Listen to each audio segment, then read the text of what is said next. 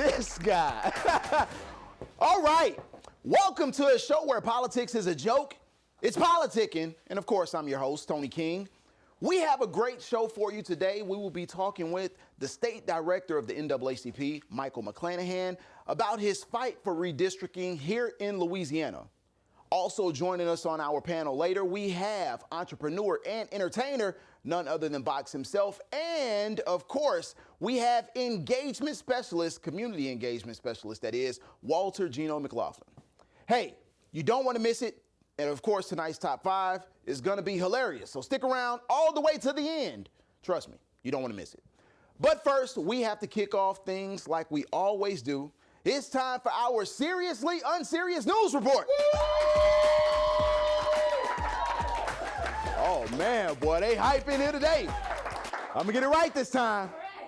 All right, Republican frontrunner for president and frontrunner in Fed charges, former President Donald Trump took time from his trial and hit up UFC 295. He was greeted by cheers as he made his way through the crowd. He was joined by Joe Rogan, UFC founder Dana White, Tucker Carlson, and Kid Rock. Or as I like to call them, the Mighty Morphin Racist Rangers. But not everyone was so welcoming of former President Trump. Comedian Bill Burr's wife is catching heat because she can be seen throwing the finger up at Donald Trump. Wait, not just one finger, 2 fingers. See, 1 finger is don't cut me off in traffic, but 2 is I don't with you at all. Side note, Bill Burr is married to a sister? Nice. I bet she get on his nerves. Speaking of presidential runs, Republican Senator from South Carolina, Tim Scott, has announced he is suspending his presidential campaign, which is good because that senator ain't have a chance, which I think I was gonna say. His announcement to suspend his campaign comes just a few days after he made news following the most recent debate as he seemingly debuted his girlfriend. You may be wondering why I say girlfriend. Well, there was some chatter about Senator Scott that some of the donors were a little concerned that he is a 57-year-old, never married man.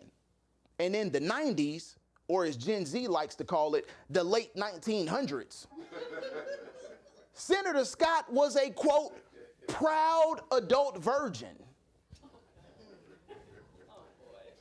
So about Tim Scott's girlfriend, she is Mindy Nose, a mom of 3 and interior designer from Charleston, South Carolina. When asked how she met Tim Scott, her reply was, "Who the is Tim Scott?" "Oh, you mean the black guy?" When you're 57, unmarried, and a proud adult virgin, yeah, when I say girlfriend, I ain't talking about her. Girlfriend. I mean, come on. Does she really look like she would date him? Look at those gums. His tooth to gum ratio exceeds the legal limit, even for South Carolina. And keeping with national news, more and more is coming out about the Speaker of the House from right here in Louisiana, Mike Johnson, or MAGA Mike, as some like to call him. During a speech at Cypress Baptist Church, he admitted that he uses his 17-year-old son to help monitor his porn usage through the anti-porn app Covenant Eyes. His son is his accountability partner, and every week they share weekly reports of their porn usage. This is true. The app also alerts his son when there's too much usage. You know, if I had this app, do you know how much my accountability partner's notifications would go off?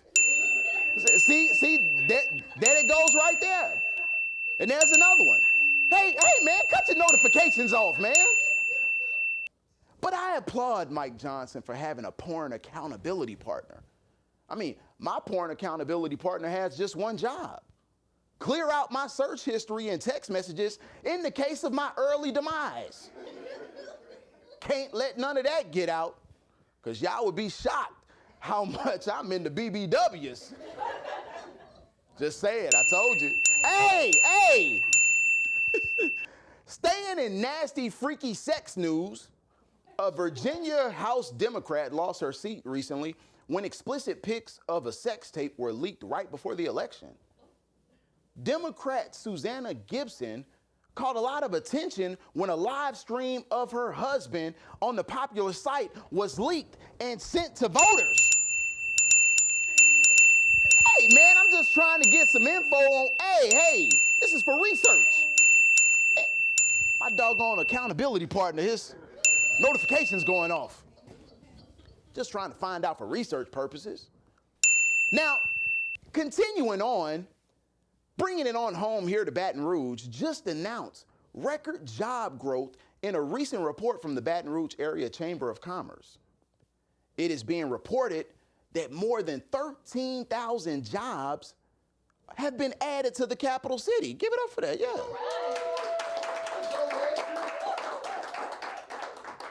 And of those 13 jobs, none were at McDonald's. Because why do I always have to pull up for hot fries? Y'all ain't never got hot fries? Not pulling up in the line no more. And finally, pictures on social media has everyone stirring about KFC's new whole chickens for sale.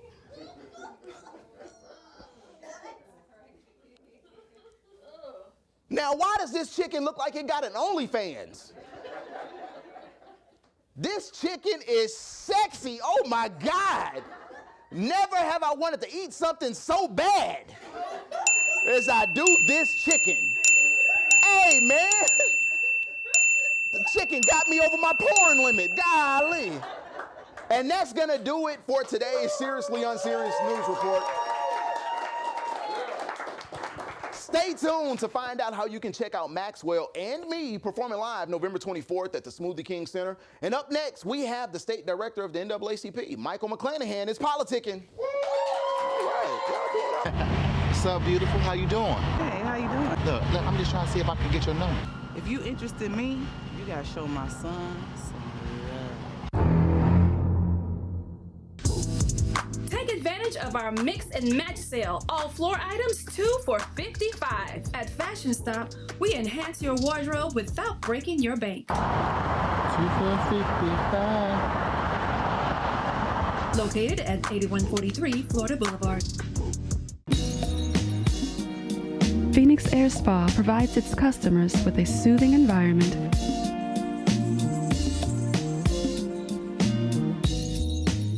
and comparable professional services.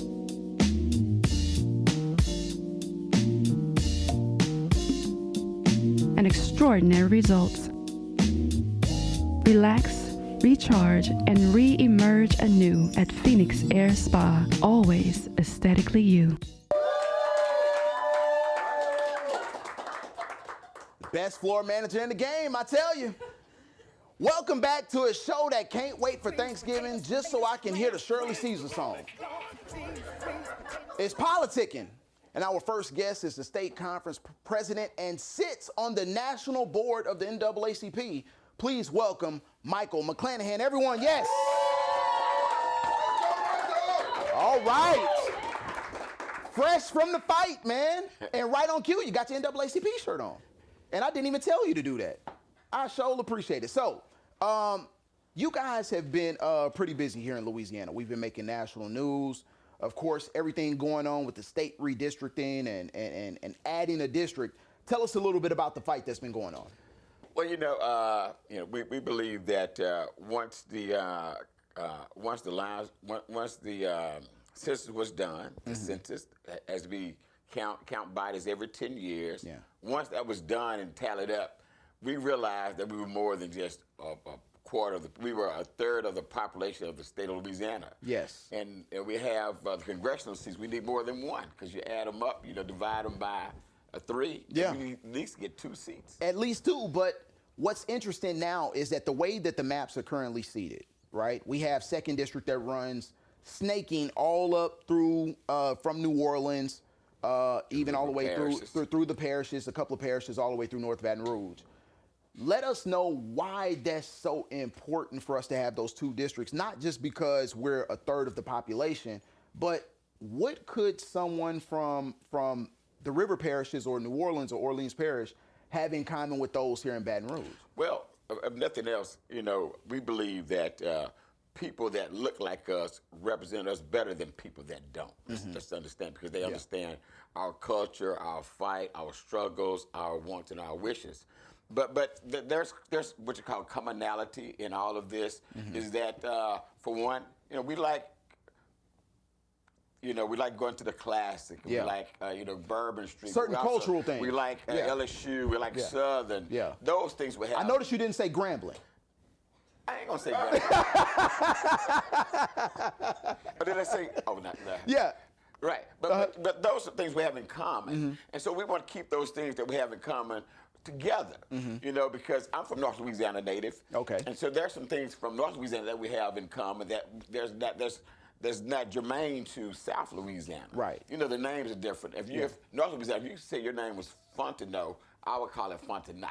Really? Yeah. Okay. We don't have like Hayberry, we have Heberts, right? Oh, okay. So the language is totally different. Y'all are like Texas. Yeah. Okay, all right. Yeah.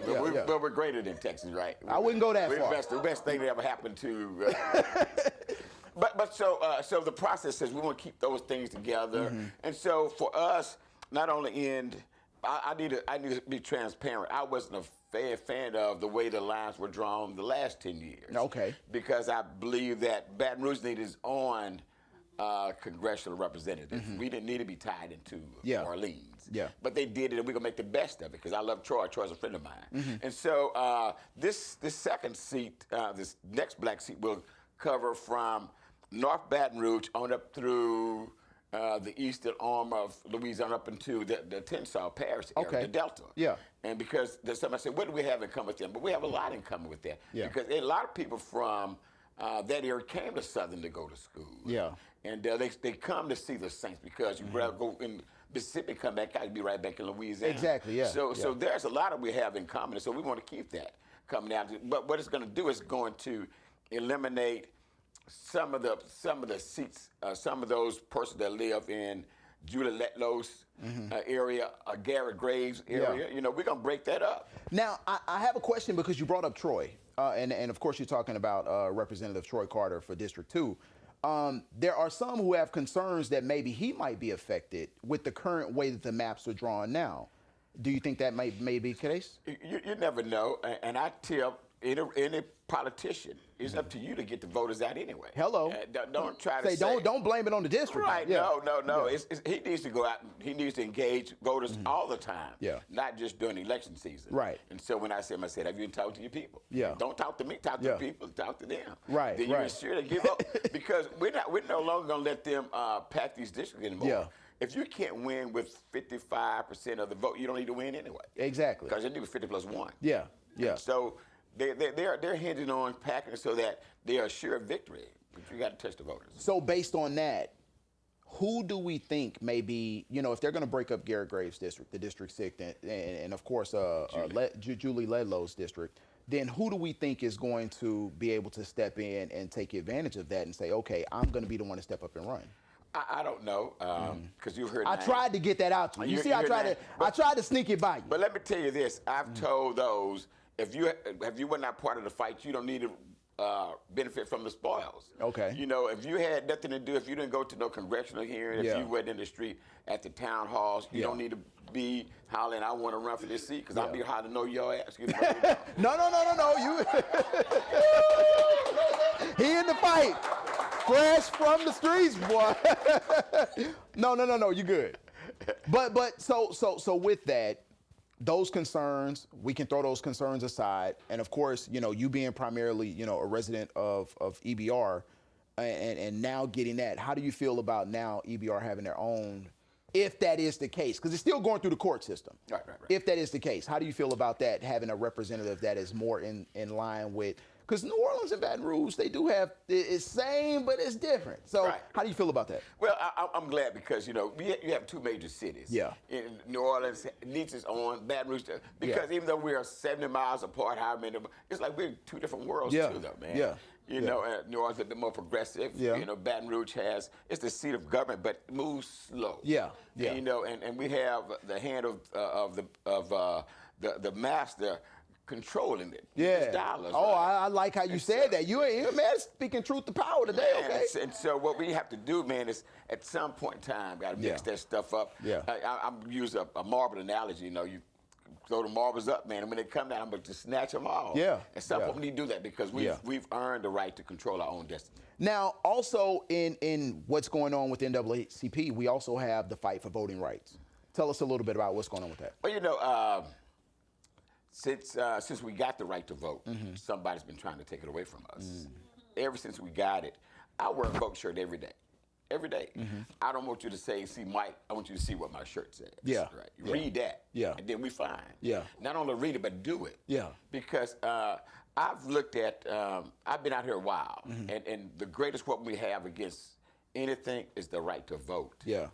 And we have that right, and because it's so important, they try to take it from us. Yeah. But we don't take advantage of it. Yeah. You know, we don't go vote. We say, I'll do it next time, or they say they're gonna do what they want to do anyway. Yeah. And we don't teach our kids to vote. And so, grandma voted, mama voted sporadically, but daughter don't go vote at all. Yeah. She got kids that she's trained up. They don't even know what a poll looks like, Yeah, right? yeah. And so we have to change that because that power lies in our ability to get to the poll. Now, what's interesting, you talked about the grandmother not having the right to vote or just getting the right to vote. So my parents were older when they had me, and they're from Mississippi, and so they actually remember. Well, we're going to pray for you well, in the you name know. of Jesus. But what's funny is that, you know, talking with my dad, talking with my mother, and you know, hearing some of the stories that they had, actually remembering in 1967, them having the first time to vote, you know, and they're having to guess how many, you know, suds are in a bar of soap, or, you know, how many marbles in a, my dad's still alive. Yeah. Like, my dad isn't 80, he's still alive, and these are things that he went through, he can vividly remember. And so I think a lot of times we lose those stories about, yo, you didn't always have the right to vote. Like, this just came about.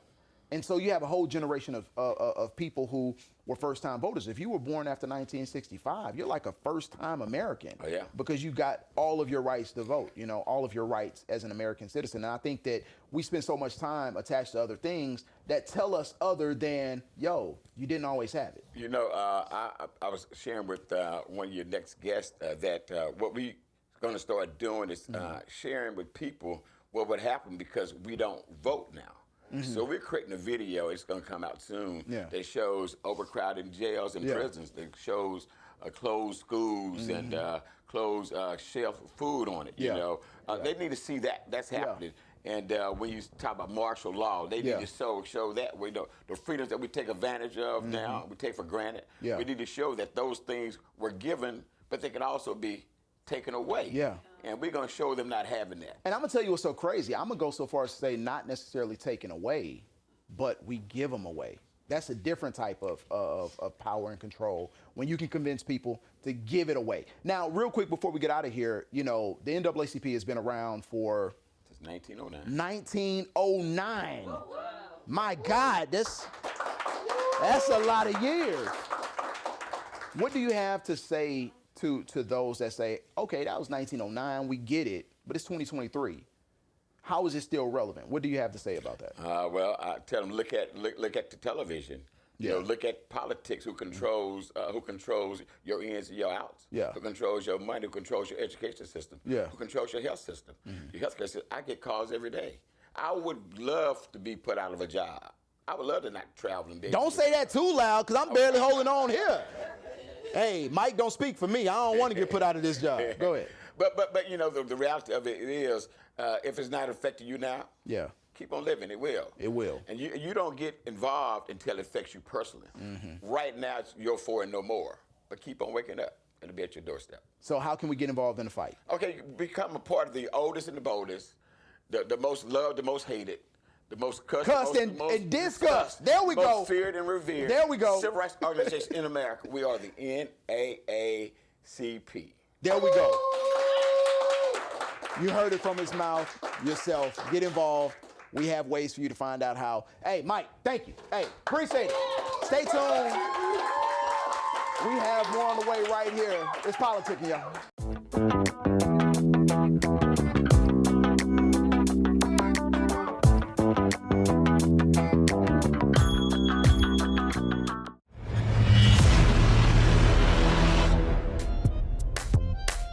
Advertising and operating a business go hand in hand. Mad Game Entertainment has a long, detailed history of working within clients' budgets and delivering big results. Mad Game helped launch the popular Go Vote app. We've been involved with several successful political campaigns. We assist the everyday marketing needs for small businesses and many other organizations. We custom fit marketing plans for the largest budget and the most modest. We look forward to enhancing your presence in your industry.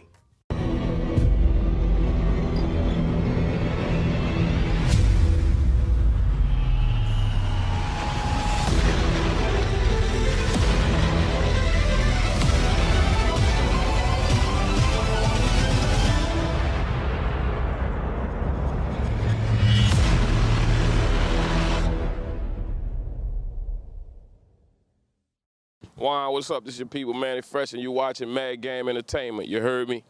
Don't change that.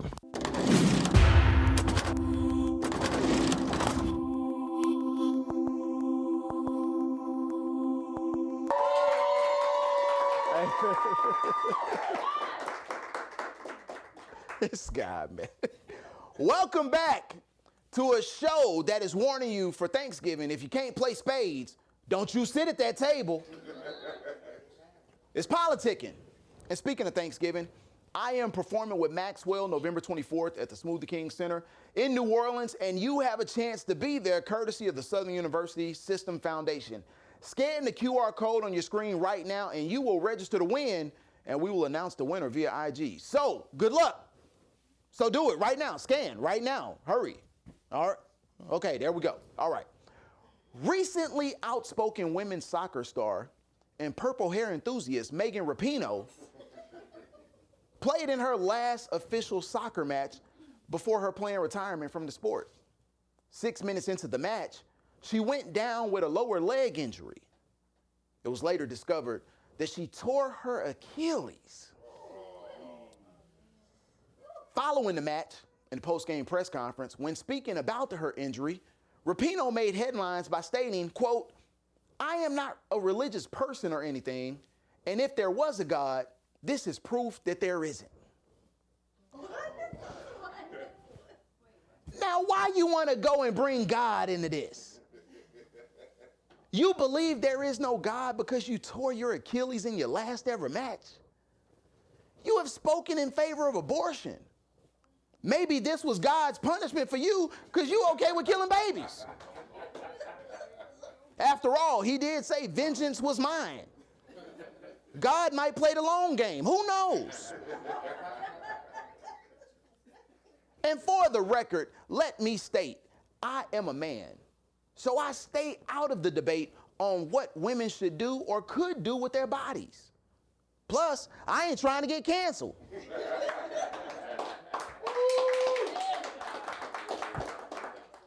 Now, I ain't saying I'm for it either. I ain't trying to make God mad. I mean, I don't want to tear my Achilles. You know what I'm saying? But I'm staying out of it. And I'm sure God is saying the same thing when it comes down to sports. We inject him into sports way too much. You can't have a good game without athletes saying the Lord made him win. I mean, look at Deion Sanders. Deion talk about the Lord all the time. And at the time of this filming, they ain't even bowl eligible. Now that ain't God, that's they O-line. God don't care about football. Because if he did, do you know who would win every game in college? TCU. Texas Christian University. And you know who will win every NFL game? The New Orleans Saints. You are right. Ain't nothing is higher than a saint, right? But every week you cussing at the TV. Maybe that's why God ain't helping, because you're cussing. But if God was really in sports, do you know who would win every WNBA game? Nobody, because if God don't care about sports, he really don't care about the WNBA. But God is not the reason you won, no more than the devil is the reason that you lost. As much as I love the Lord, let's stop sending up prayers about our favorite teams. And let's send up prayers about some things that really matter. Things that could really use God's help. World hunger, the war in Gaza, slavery and cobalt mines in Africa so you can have your iPhones, sickness, addiction, grief, and getting tickets to the New Edition concert in Las Vegas. Now, those are the things that really matter. Not the score. It's politicking. We'll be back.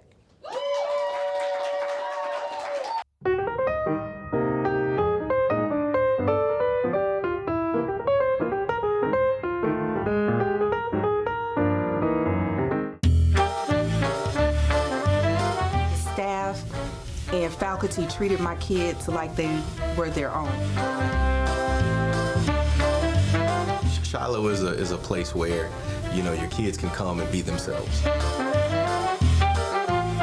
staff is very open to things that the parents have to say. To enroll your child in Shiloh's Early Learning Academy, call 225-343-4734. If nothing else, it's been some mad game for you, homie. Holla.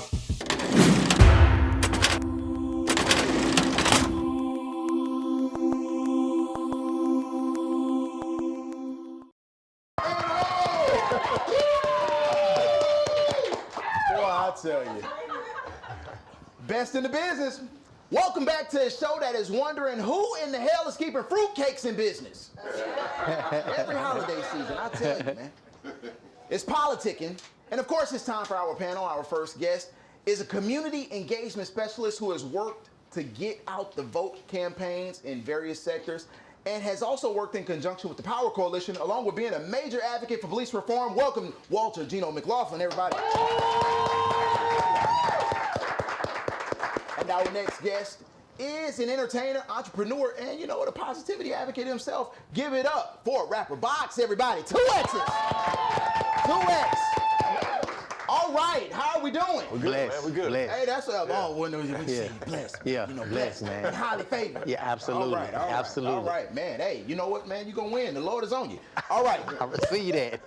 So of course, a lot has been making news. And you know, we're politicking, where everything is between politics, pop culture, everything in between. Recently, we had one of our Louisiana artists, you know, and someone that some of us know pretty well, D1 made headlines by basically putting out a challenge to the industry. Are you all familiar with what happened? Absolutely. Yeah. You know, essentially what it said is that, hey, you know, he put out a challenge to Rick Ross, Meek Mill. Both of them have a joint album coming out. He even threw out the challenge to Jim Jones as well. Made national headlines, national press, saying that, you know what, as we grow up, our content needs to grow up. We need to get away from some of the killing, drugs, violence things that has plagued us with hip hop. What are your thoughts? I mean, I think, you know, we always said when you know better, you do better, right? Yeah. But if you know D, right, like some of us do, Well, you know, that's the homie. You know, that's not his first time doing something like this. So if you go back early into his career, he had a song called 50J and Weezy, right? Do your homework, do your homework. Yeah. So he's not new to this sort of messaging, sort of, you know, to this sort of, you know, thought, right? He truly does believe that, you know, again, if you know better, you do better, right? And so I think he's taking this as an opportunity to really educate. Not saying that Jim or Ross, you know, don't necessarily know better, right? But if we can educate, right? You know, I believe in iron sharpening iron. You know what I'm saying? So we having an intra-community conversation, really. So the way I'm taking it, right, is that he's reaching out to his brother saying, listen, you know, I get you, right? You're getting your money on, you know what I'm saying? No knock, you know, they ain't trying to knock your hustle, but at the same time, you know what I'm saying, the imagery that you're putting out into your music, it still has real life effects because there's people still in these trenches. You know what I'm saying? Yeah. Now go ahead. So you know, do you have anything to add? Because it sounds like you have, Yeah, no, I think I understand what he's saying from a contradictory standpoint. If you're gonna be, either you're gonna be ratchet or you're gonna be righteous, you know. And somebody like myself, I walk those fine lines of being both. I come from a Christian background, so I respect what he's talking about. At the end of the day, some artists, if they being true to their art, you know what I'm saying, and if they feel like this is what I'm rapping about and I can't write unless it's true to myself, then sometimes, you know, it from another standpoint, somebody else, like what D1, his lens might be like, well, you know, maybe you should rap about something else. Yeah. But if, just like he rap and art from his standpoint, if it's true to yourself. If your experiences aren't different from that, then how can you, if you're true to yourself. Absolutely. Now, one thing that I found pretty interesting is that you had some people that were saying, hey, you know, is this clout? And you said, just like you said, if you know D. You know, and full disclosure, I actually worked with D1 at one point in my career. And I don't want to say when, because then that'll show my age. Come on. but like you said, the 51 and J, he's put out challenges before. He's also had, you know, Be Real, Be Righteous, Be Relevant, and other songs that show his own personal belief. Now, one thing that I thought was kind of interesting, though, is that who he chose. You know, you chose is 50. I mean, not 50. You have Ross. Right. You have Meek. Right. And you have Jim Jones. Now, I totally get it. There's a lot in hip hop that is kind of off, but you kind of chose like 3 of the oldest artists. like you kind of chose like of all of the artists. NBA YoungBoy, right? He could have went with YoungBoy. So do you think that was intentional that he called out those specific names, or do you think he was just in a conversation? That's the first 3 people that popped. Now that I don't know, and I don't. Because it didn't look like it was intentional. It just seemed like that was who came to his. Well, again, speaking of showing your age, because at the same time, they're relevant for his age time period. Like when you think about Meek Mill, I don't recall anything of relevance since 2018. Nah, you know, I don't recall anything. Jim Jones, what's that? Like that's. Jimmy? Like, balling. That's 05, 06.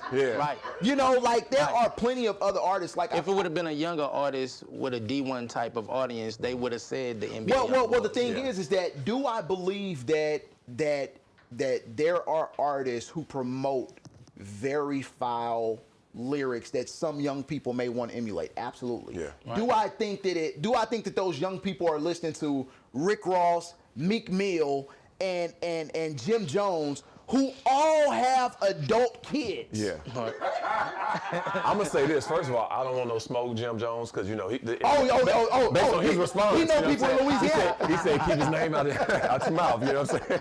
But I just think that there are other rap. I mean, you got drill rap. You know, that's a very serious issue where you had people even here in Baton Rouge for a minute. There were warring factions to a certain degree that at the time Chief Murphy Paul had said were responsible for a large percentage of violence. There are plenty of people that you could have outlined. And then and one thing that Rick Ross said, he said, hey man, I'm out here feeding the people. Jim Jones even mentioned that. Meek Mill has spoken out about, you know, criminal justice reform. Correct.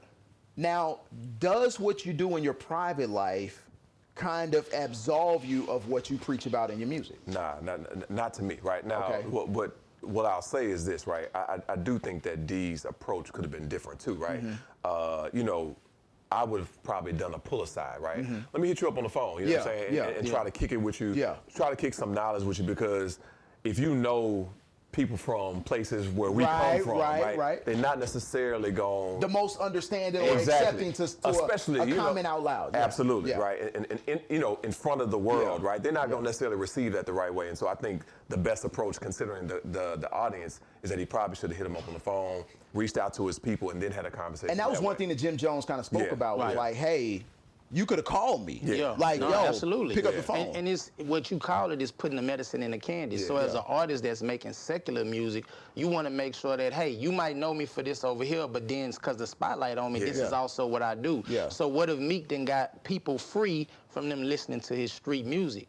And then, like he say, with D1's approach, you ever had somebody join a new church and then when they get their life to God, they come with that you already know energy. So it's Thanksgiving like, coming up. That's about to happen right now. You turn the other way when that person coming towards you. So, but if you pull them to the side, and it's be the change you want to see in others, which D1 has been doing a great job at. You know what I'm saying?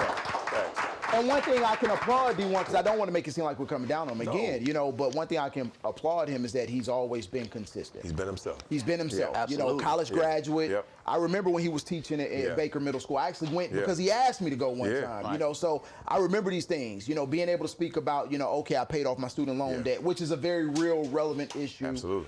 Even still right now. Right. Now, but again, you all, just so I'm straight, you all are saying what you do does not take away from what you've said. No, I mean, it depends on whose perspective, who's looking at it. You know, I don't think that, but some other person might say, if you in this lane, you need to stay in this lane, and you can't do this over here. Somebody else might be like, you could separate the two. So the turkeys, that's the thing, because the first thing Rick Ross came back with was like, yo, I do turkey giveaways, I do school supplies. That's surface I do. That's surface level. That's that ain't had nothing to do with what D1 was saying. I mean, if we're talking about, I wish I had a turkey now, though. I'm just saying. But if we're talking about, you know, passing out turkeys is going to absolve you from. Yeah, I wouldn't have said that. I've lost a brother, you know, to gun violence, right? Yeah. I've lost cousins. I've lost best friends. You know what I'm saying? And so the impact of not just the music, the words actually are real because we are indoctrinating our people. Now, am I saying that rap and hip hop is not you know, a microcosm of the community that we live in? It absolutely is. And so we do need those storytellers. I'm not saying that you can't have storytelling rap, but I think that you can, depending on how you frame it, you can leave people understanding that this is not something I'm promoting. I'm just telling the stories, reflecting the mirror back onto, you know, into the world. And so I think that's the approach that they should take with the music, right? That's me personally. And there's no amount of turkeys that we can give away that will ever absolve you of, you know, indoctrinating people, promoting killing. Now, just one last point I want to ask is, you know, you talked about us showing our age, and I'm saying us because, you know, we. Right. I don't know about him. He's him, you know. not me. Well, black don't crack, so it's all good. I was born in the 2000s. Okay. So, but there was a period in hip hop up until recently, and I'm gonna say recently, like I gave it like 2013, 2014, where there was much more balance than what we experience now. I think that one thing that you hear hip hop fans talk about is that it's lopsided in terms of what mainstream hip hop promotes. We have either over-sexualization or the over-violence versus what happens to just a straight party music, you know? Well, you know why? Because number one, 2013, I think streaming wasn't even around yet. And then so you have so many platforms where the consumers now can listen to 50 to 100 different artists. Back then, you only had one way you can hear of an artist, either the radio or the TV, so they kind of controlled who was gonna be the superstar, who wasn't. But now, you can have an artist packing out shows around the world, and man, you never even heard of them, but they got their own cult following, which NBA YoungBoy is a good example of that. You don't see him at award shows, anything. He hasn't did a show in 3 years. They got more streams than Taylor Swift. You know what I'm saying? He the man, so Taylor Swift. It's more outlets for the consumers to get to different artists. So now the industry can't say, Michael Jackson gonna be the superstar and we gonna feed him to you. Now us as the artists can bet on ourselves and we can control who we want to listen to our music and who become day one cult fans of us, you know? So it's good and it's bad at the same time. Well, I'm gonna say this. We want you to be cult fans of PoliTicKIng. So, yeah, absolutely. With that being said, we're gonna put a pin in this. We're gonna stick around, come back right after this. PoliTicKIng, Tony King. Woo!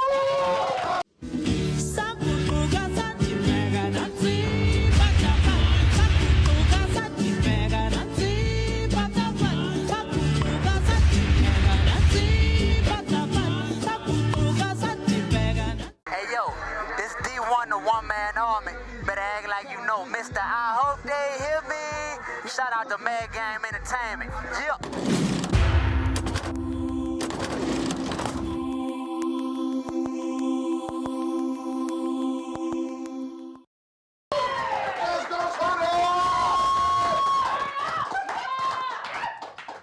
They screaming loud because they got wine from Phoenix Air. Welcome back.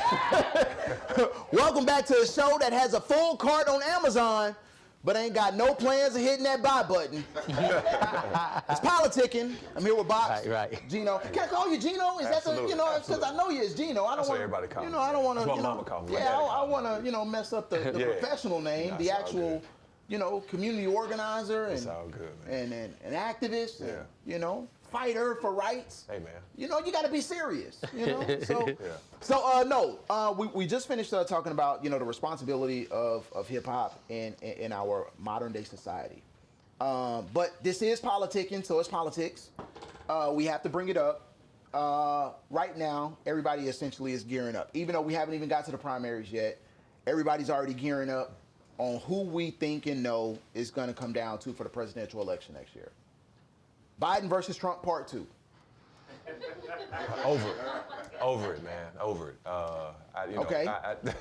I'm curious. Let me hear. So let me just start from and look, I'm not an ageist, right? But Okay. when it comes to power, Yeah. right? You know, I do believe that their time is past. You know, oftentimes, you know, people from an older generation, they're not eager to pass on, you know, the torch to the next generation. And so oftentimes we got to rise up and we have to take that sort of power. But, you know, we're talking about 2 80-year-old men, basically, right? Essentially, 2 yeah. 80-year-old men. You know what I'm saying? And one, we don't know if they're going to be around. That but is 2, correct. if they are they even cognizant enough to make the decisions that we need them to make, right? And so also, too, are we saying that there are not enough from the generation that come before me, and you know what I'm saying? Like, there are enough from our generation and the generation, but there's people from right behind us. Don't say Gen Z, they crazy. They ready though. They ready. And look, it's our job to educate them. It's our job to train them up so that they can be in positions like this, so that they can take that torch, right? But a lot of these individuals, these current politicians, they won't even let us in, right? And so it's unfortunate to me that we are in another situation where we're being told on the left that we got to go elect a Biden because we're scared of a Trump, right? I think it's time for the next generation to step up. So you brought up a point that Mike McClanahan on the earlier segment with the NAACP said, you got to get the votes. You got to get the votes. So essentially, you know, I hate to borrow a term from Ric Flair, Woo! but in order to beat a man, you have to beat the man. If the young people can mobilize, if they are qualified, if they are capable, shouldn't they be able to beat them? No, just playing the other side. Just playing the other side. So yes and no, right? Okay. When it comes to organizing, we're not just organizing people and mobilizing people. We're also organizing dollars, right? Okay. And so oftentimes, again, those that have the money are older, right? Those that have the connections to the money. No, I'm on Instagram. Everybody got money. Yes and no, right? Because we're talking about the access to corporate dollars, access to, you know, PAC dollars, right? And so I do believe that it is incumbent on young people to organize themselves and force that sort of change. But at the same time, I do think it's also, you know, the generation that's before that, it's our job to train them up and then pass that torch so that they can take over. Okay, little pushback though, because you talked about the PAC dollars, which are important. You talked about Super PAC, all of those things, corporate dollars, all of those things. But they also have caps, unless we were dealing with dark money. President Obama, during his run, the first one, average donation was about $5. Facts. So, I'm on Instagram. I see the eyelashes. I see them too. So, what can young people do then to help mobilize or get, like, what can happen in order to say, hey, politics is important.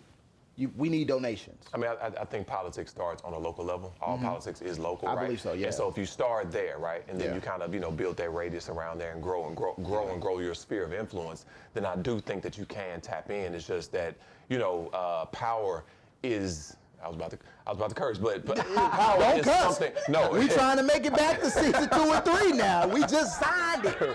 No, but power is something that is not, you know. It's not going to give up lightly. Absolutely. Yeah. So you got to take it, and we cannot discount, you know, the amount of, you know, whether it's PAC dollars or dark money that exists out there that truly does control your access into power. And so to me, you know, I believe that we have a responsibility to make sure that the next generation is in place so that they can, you know, and look, we pass on those relationships and we pass on those dollars so that they can carry on the work, or else you're just gonna die in office and take that with you. I was gonna say, piggybacking off of what I was gonna say, that local leadership, I think is way more important, because if we being honest, the real question is, when the last time any president has affected our personal household? You know what I'm saying? I come from poverty, so no matter who was the president, I still had to go, I had to go back myself and do what I needed to do for my family. So I think local leadership has more of an impact with us, and it needs to look, I don't know if I want to say cool, but the people need to know locally that leadership is the right way, and we need to train them up. But if it's not seen as something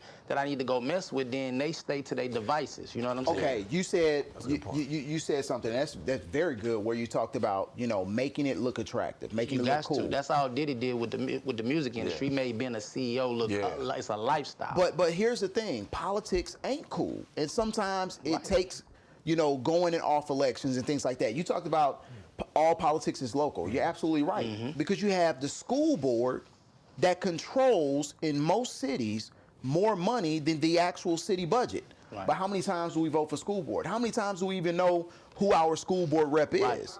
Or when the school board meeting is, you know. Exactly. I have a homie here. Now, I watch the school board meeting here, because school board meeting here, boys, it's like wrestling. No, it's like wrestling. It's a reality show for Oh my God. Real talk. But no, what I was finna say, I have a homie from Baton Rouge. He's into politics, Desmond Barrow, and he be bringing me in certain rooms where I can learn. So it's like sometimes we got to pull our brothers and sisters in certain rooms and say, I brought you in this room because of this. Because other than that, we totally oblivious to what's going on in our backyard. And that's my point there. And you're right. You know, so providing the access and things like that. But one thing we can say, though, is that you talked about politics being local. We just had a local election here, and the turnout was horrible. I mean, it was bad to say, and that's being good. Right.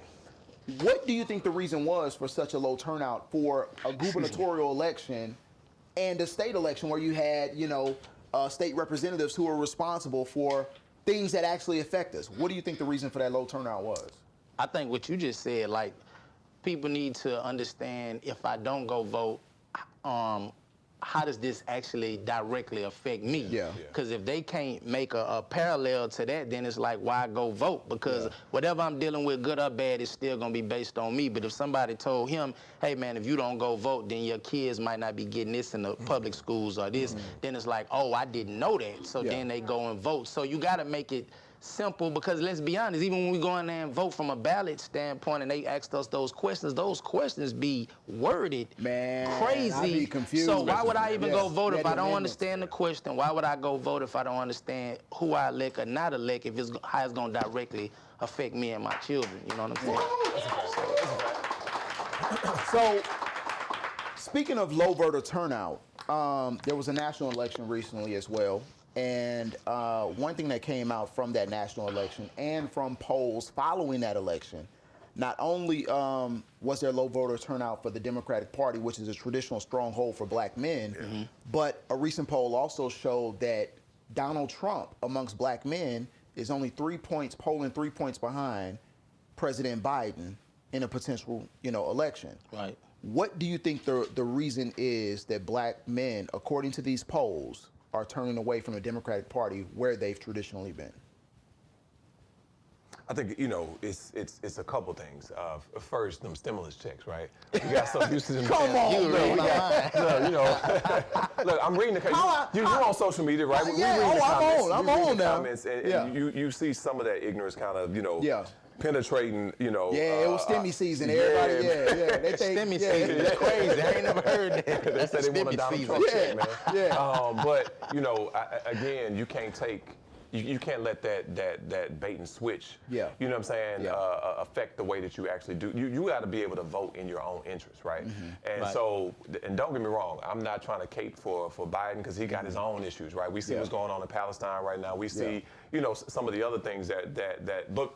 We also can't forget what a Trump presidency actually look like, right? There you go. If it looked like we was up during this person's presidency, whoever XYZ is, that's who we want back in office again, or whatever side that person representing, because we think that side gonna always take care of us. I'm gonna be honest with you, and I hate to say this, whenever I hear national pundits, talking about, oh, this is why black men are turning away from the Democratic Party, or this is why, because of this issue. And it all sounds like what some consultant in Washington, D.C. said, and not what people are actually talking about in the barbershop. Yeah. Because one thing that I hear plenty of black men that I know who talk about turning away from the Democratic Party, I haven't heard the STEMI season as much as I did when Sexy Red said it. Don't listen to Sexy Red. But what I hear more is talk about the social issues. I hear more about social issues and them turning to the Republican Party and Trump than anything else. I mean, you might know better because I ain't been to the barbershop in a couple of years, so you might be better suited to talk about what they. So you saying they're speaking to crazy. I see that. Right. So you saying they're speaking on social issues? Social issues. Right. You're talking about the parties, right? Yes. I think that's because, when you speak on that, you pulling on the heartstrings of the people when you're speaking on the social issues. So you could weigh, the voters based on talking about the popular things they want to hear, Well, also, too, I think that the Democratic Party doesn't talk to black men. I think when you think about, in the grand scheme of things, it's always black women, no different than socially black women, which, of course, we're not saying that there should be an either or. Right. But I think in your messaging, black men don't see people that they identify with in the Democratic Party. I agree. And I think that could actually come back to hurt them. Fair representation. In the national election. No, I agree. I agree. So just to kind of keep the Democratic Party always talking to black women, socially we're starting to see it. We talk about being on social media. There's this chasm growing between black men and black women, where it's kind of this major competition going on. Yeah. And who's the prize? Who's this? Where we going? What we want from this group? This group is over this group and that group. Yeah. How do y'all feel about where we are socially in the relationship between black men and black women? I hate that because if you have a wide variety of people that you follow on social media, all the other ethnicities not doing that with each other. Yeah. So when you turn on these podcasts and things on YouTube, it's always how a man's supposed to lead in the black community, or if a sister's supposed to be submissive or not. And then I'm looking at the Asian community and Jewish community, they not even on social media at all. And if they are, they not bickering about that. You know what I'm saying? So I really just don't be feeling that. You know what I'm saying? I think that's just a way to conquer and divide. And we run up streaming numbers on YouTube. So you said Asian and Jewish women aren't, so you saying I need to get an Asian or Jewish I didn't say woman? that. Hey. I didn't say that. No. I didn't say that. No.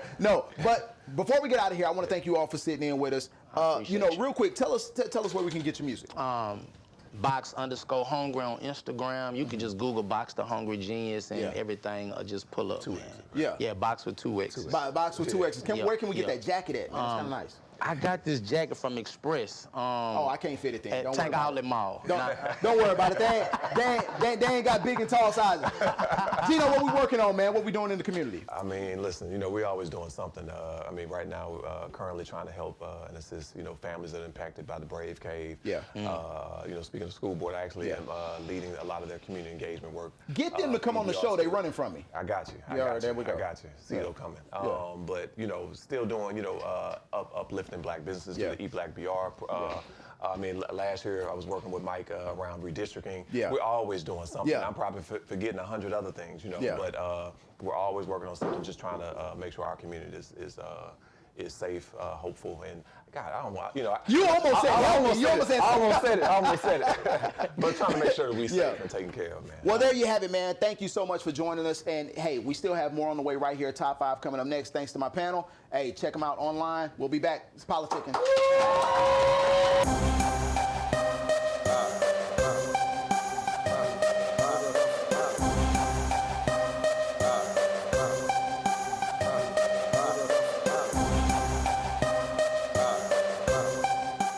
What's up? This is your girl Megan Good, and I want to give a shout out to Mad Game ENT. We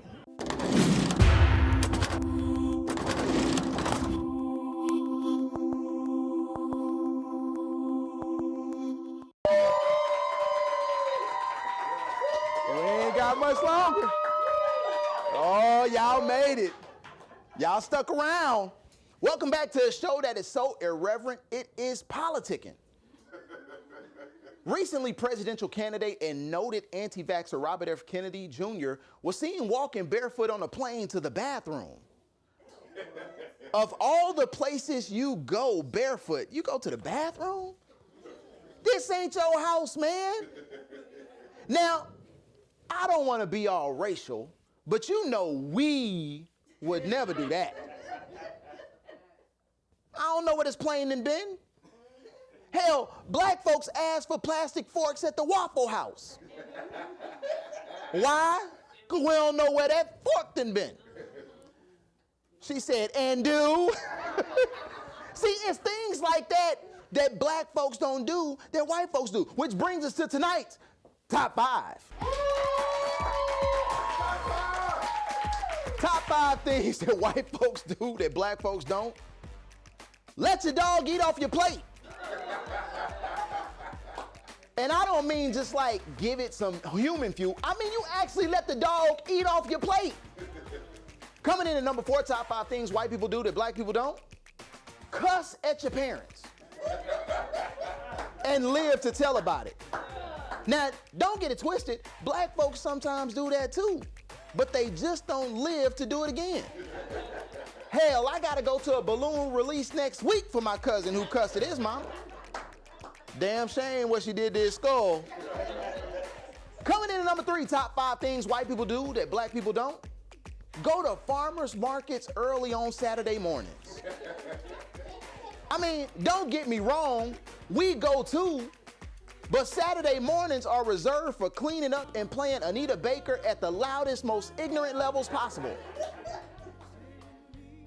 You hear the crowd, they saying, yep, sure is, that's true. Number 2, top 5 things that white people do that black people don't. Eat at the company potluck.